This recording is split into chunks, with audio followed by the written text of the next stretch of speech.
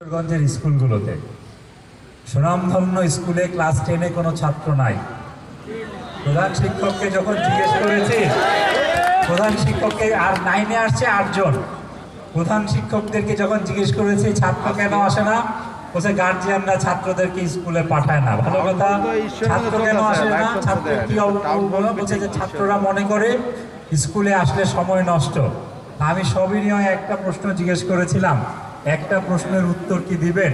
কি যদি কোনো স্কুলের ছাত্র বা ছাত্রী চিন্তা করে যে স্কুলে আসা সময় নষ্ট, এর দায় কার? কোনো শিক্ষক কি এই দায় এড়াইতে পারে কিনা?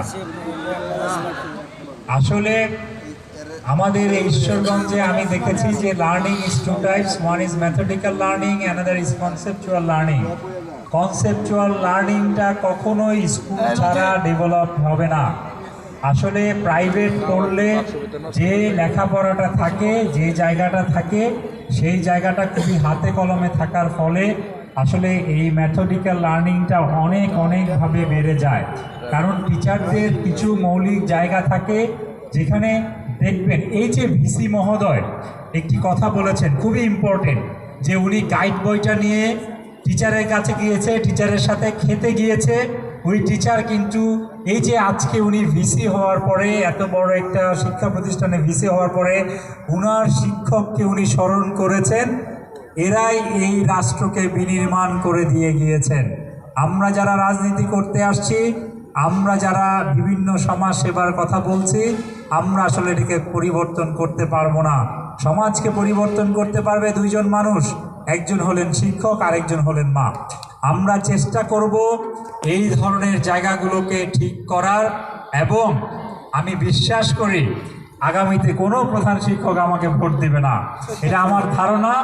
এবং তবুও আমি এই জায়গাটাকে কাজ করতে চাই, আমি সবার সহযোগিতা চাই।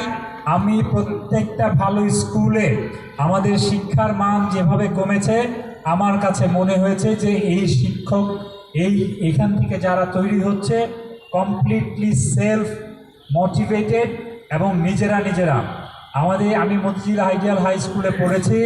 আমার প্রধান শিক্ষক ছিলেন খুবই legendary teacher Faizur Rahman sir. উনি আমাদের অ্যাসেম্বলিতে একটি কথা বলতেন যে যে ক্লাসে ফার্স্ট হবে সেও মেধাবী, যে ক্লাসে লাস্ট হবে সেও মেধাবী।